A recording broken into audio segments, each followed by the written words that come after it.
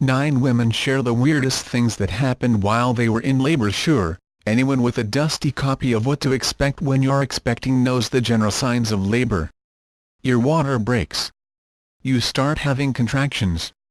If you're lucky, you make it to the hospital before your spawn emerges. What books like that don't tell you, however, is about the totally strange, wacky, frightening, hilarious things that also go down while you're grunting out a human. Heal your whole body with Rodale's 12-day power plan for better health. For instance, I remember passing my mucus plug gelatinous, bloody orb that indicates labor is imminent. It looked as though my vagina had sneezed into the toilet. I had no idea what it was and convinced myself that I had some kind of horrible infection. No infectionist, a very large child soon to arrive. In the spirit of mystery and hilarity, 9 women share their weirdest delivery experiences. Some are physical oddities. Others involve undiplomatic comments or misbehaving spouses. Regardless, no 2 labor stories are alike. 1. My obgyn said she had to get to the gym. It was the day after Thanksgiving. My doctor walked in her gym clothes and said, "I am going to the gym and then I'll be back, but I'm seeing a movie at 8 tonight so we need to be done by then." My son was born at 8/8, but she stayed. Marnie. 2. My placenta came out in sloppy chunks. Had placental retention. My placenta didn't come out, so my doctor had to manually remove it. My husband was like, her arm was up to here, and there was blood everywhere, and it came out in sloppy chunks. Carrie 3. I was told to shut up. I got told to be quiet at one point because my throat would be sore the next day. Because, yes, my throat being sore will be my biggest concern the day after birthing. Laura. 4. My birth became a spectator event. At one point during the 90-minute pushing phase for my daughter's birth, the doctor asked me if I would mind whether 2 nurses in training could come in and observe. Apparently I grunted something, and in they came.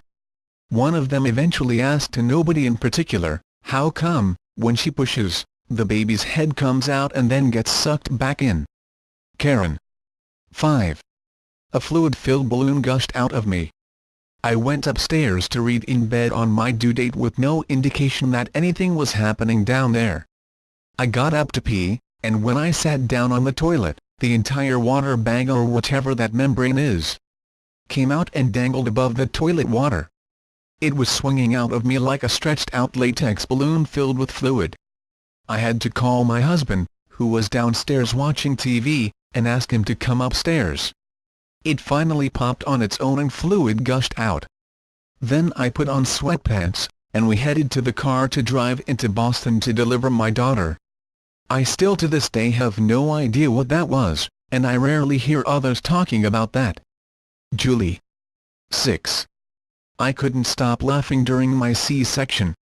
While having my C-section, my husband and I were laughing and making jokes with all the medical staff.